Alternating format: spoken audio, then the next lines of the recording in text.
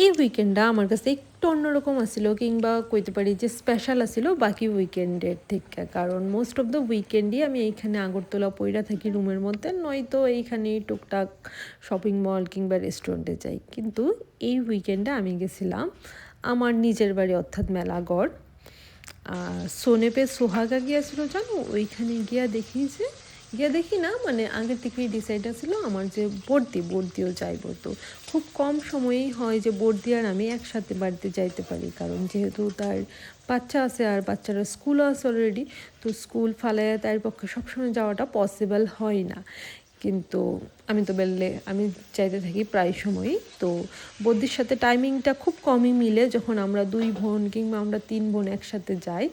তো এবার ছোটো বোনের সাথে তো পসিবল না, তাই যেহেতু এইখানে থাকে না, তো বর্দিও আইলো। তো ভীষণ মজা করছিলাম উইকেন্ডে বাড়িতে। আর যখনই আমি বাড়িতে যাই, আমার বাড়িতে ছোটো প্রোগ্রাম হোক বড়ো প্রোগ্রাম হোক, চিকেন যে রান্না করার দায়িত্বটা সেটা অবশ্যই পুরোপুরি আমার উপর থাকে। তো সেই দিন আমি চিকেন রান্না করছিলাম আর পায়েসটা আমি রান্না করছিলাম।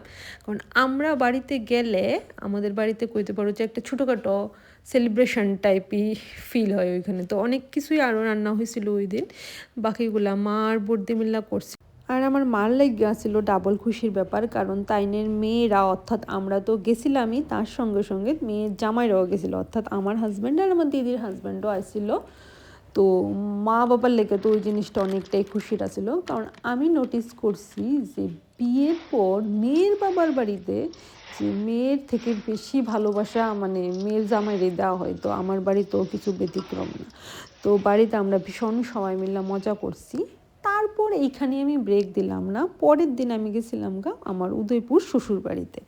আর ওইখানে গিয়ে দিদি ভাই তারা সহকারে আমরা সবাই মিলে একটা ছোট্টখাটো পিকনিকের প্ল্যান করছিলাম। আর পিকনিকের মধ্যে আমরা ভীষণ মজা করছি, রান্নাবান্না নিজেরাই করছি, খাইছি। আর এইখানে আমার ভাগ্নি আর আমার জামাই ডান্স করছে। মানে আমাদের বাড়ির যদি জান বলো কেউ, সেটা হলো আমার ভাগ্নি। মানে যে মজা করে না সেও ওর সাথে পড়লে মজা করতে শুরু করবো। বছরটা দেখতে দেখতে কি করে শেষ হয়ে গেল না। তো এইটাই বছরের লাস্ট উইকেন্ড। তো সেই জন্য আমি চেষ্টা করছি যে আমার যে ক্লোজ ওয়ান আছে সবার সঙ্গে কাটাতে।